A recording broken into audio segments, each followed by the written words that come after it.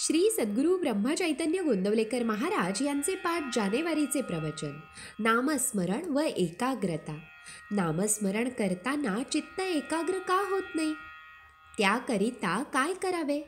नामस्मरण करीत असताना 1000 तऱ्हेचे विचार मनात येतात, हे खरे.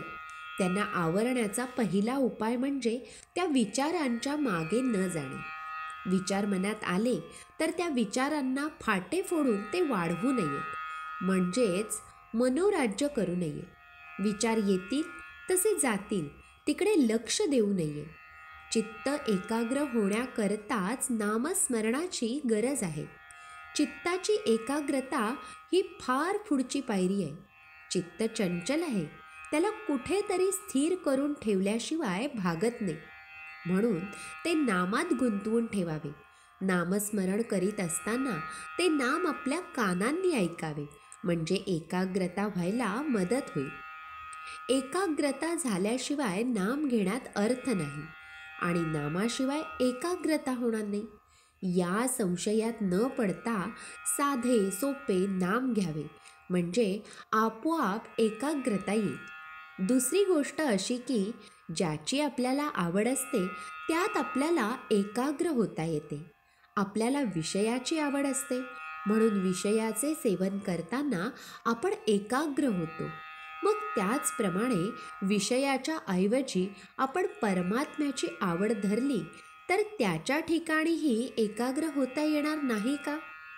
म्हणून आज विषयाची जितकी आवड आहे तितकीच देवाच्या प्राप्तीबद्दलही आवड ठेवावी, म्हणजे आपल्याला त्याच्या ठिकाणी एकाग्र होता येईल. एकाग्र होणे म्हणजे त्या ठिकाणी समरस होणे. मीठ पाण्यात टाकले म्हणजे ते पाण्याहून वेगळे राहते का? योग केल्याने एकाग्र होता येईल खरे, पण जोपर्यंत समाधी आहे तोपर्यंतच ती एकाग्रता टिकेल. सर्वानुभूती भगवद्भाव पाहणे हेच खरे एकाग्रतेचे साधन. सर्व ठिकाणी तोच भरलेला आहे असे समजल्यावर द्वैत कुठे राहिले? आणि जिथे द्वैत गेले तिथे आपोआप एकाग्रता आलीच.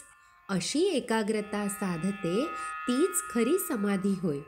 मनुष्य अगदी एकटा असला किंवा एकांतात असला तरी आपल्या कल्पनेने तो अनेक माणसे आपल्या भोवती गोळा करतो. विशेषतः विद्वान लोकांना कल्पना जास्त असतात.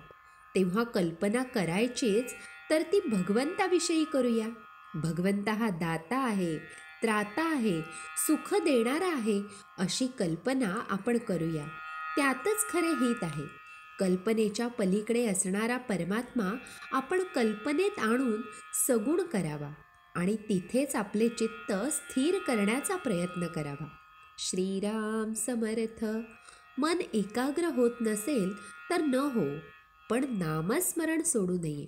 श्री सद्गुरू ब्रह्मचैतन्य गोंदवलेकर महाराज की जय. जय जय रघुवीर समर्थ.